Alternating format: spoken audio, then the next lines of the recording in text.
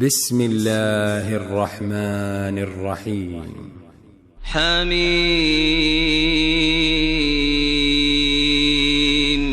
تنزيل الكتاب من الله العزيز الحكيم.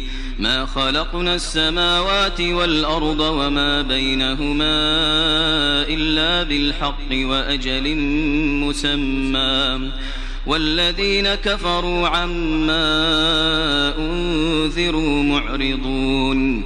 قل أرأيتم ما تدعون من دون الله أروني ماذا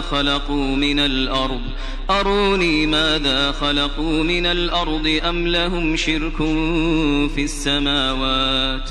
ائتوني بكتاب من قبل هذا أو أثارة من علم إن كنتم صادقين. ومن أضل ممن يدعو من دون الله من لا يستجيب له إلى يوم القيامة وهم عن دعائهم غافلون. وإذا حشر الناس كانوا لهم أعداء وكانوا بعبادتهم كافرين. وإذا تتلى عليهم آياتنا بينات قال الذين كفروا للحق لما جاءهم هذا سحر مبين. أم يقولون افتراه قل إن افتريته فلا تملكون لي من الله شيئا هو أعلم بما تفيضون فيه كفى به شهيدا بيني وبينكم وهو الغفور الرحيم. قل ما كنت بدعا من الرسل وما أدري ما يفعل بي ولا بكم إن أتبع إلا ما يوحى إلي وما أنا إلا نذير مبين. قل أرأيتم إن كان من عند الله وكفرتم به وشهد شاهد من بني إسرائيل على مثله فآمن واستكبرتم إن الله لا يهدي القوم الظالمين. وقال الذين كفروا للذين آمنوا لو كان خيرا ما سبقونا إليه وإذ لم يهتدوا به فسيقولون هذا إفك قديم. ومن قبله كتاب موسى إماما ورحمة وهذا كتاب مصدق لسانا عربيا لينذر الذين ظلموا وبشرى للمحسنين. إن الذين قالوا ربنا الله ثم استقاموا فلا خوف عليهم ولا هم يحزنون. أولئك أصحاب الجنة خالدين فيها جزاء بما كانوا يعملون. ووصينا الإنسان بوالديه إحسانا حملته أمه كرها ووضعته كرها وحمله وفصاله 30 شهرا حتى إذا بلغ أشده وبلغ 40 سنة قال رب أوزعني أن أشكر نعمتك التي أنعمت علي وعلى والدي وأن أعمل صالحا ترضاه وأصلح لي في ذريتي إني تبت إليك وإني من المسلمين. أولئك أولئك الذين نتقبل عنهم أحسن ما عملوا ونتجاوز عن سيئاتهم في أصحاب الجنة وعد الصدق الذي كانوا يوعدون. والذي قال لوالديه أف لكما أتعدانني أن أخرج وقد خلت القرون من قبلي وهما يستغيثان الله ويلك آمن إن وعد الله حق فيقول ما هذا إلا أساطير الأولين. أولئك الذين حق عليهم القول في قد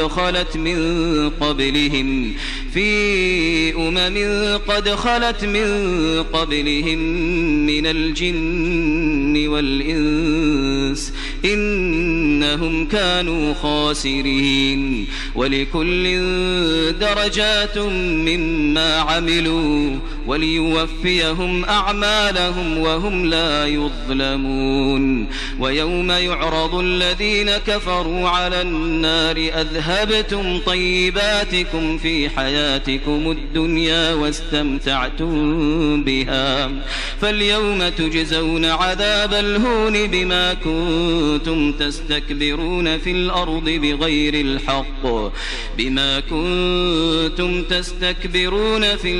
بغير الحق وبما كنتم تفسقون.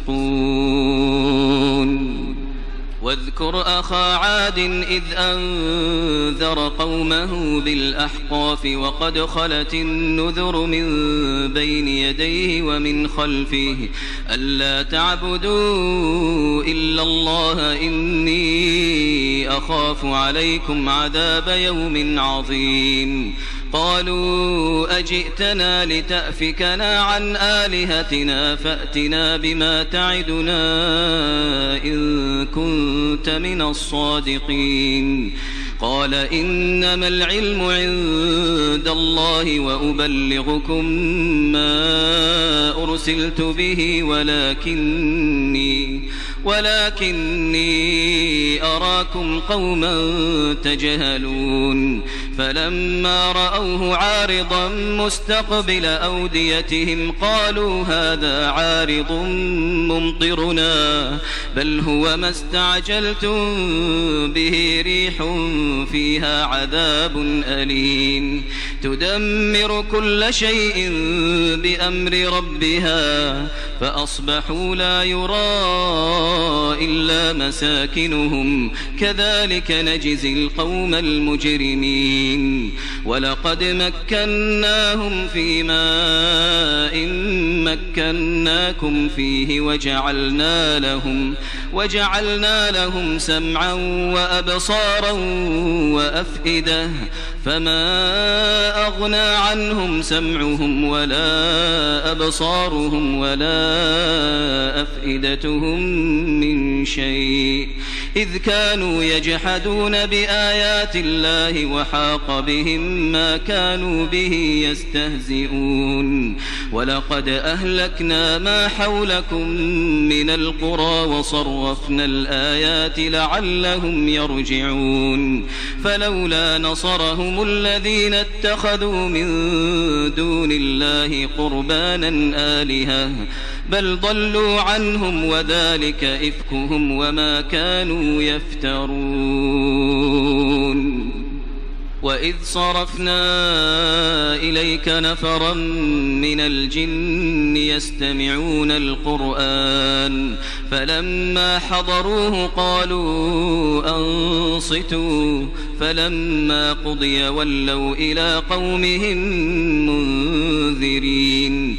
قالوا يا قومنا إنا سمعنا كتابا أنزل من بعد موسى مصدقا لما بين يديه يهدي إلى الحق وإلى طريق مستقيم يا قومنا أجيبوا داعي الله وآمنوا به يغفر لكم من ذنوبكم ويجركم من عذاب أليم ومن لا يجب داعي الله فليس بمعجز في الأرض وليس له من دونه أولياء أولئك في ضلال مبين أولم يروا أن الله الذي خلق السماوات والأرض ولم يعي بخلقهن بقادر على أن يحيي الموتى بلى إنه على كل شيء قدير ويوم يعرض الذين كفروا على النار أليس هذا بالحق قالوا بلى وربنا قال فذوقوا العذاب بما كنتم تكفرون فاصبر كما صبر أولو العزم من الرسل ولا تستعجل لهم كأنهم يوم يرون ما يوعدون لم يلبثوا إلا ساعة من نهار بلاغ فهل يهلك إلا القوم الفاسقون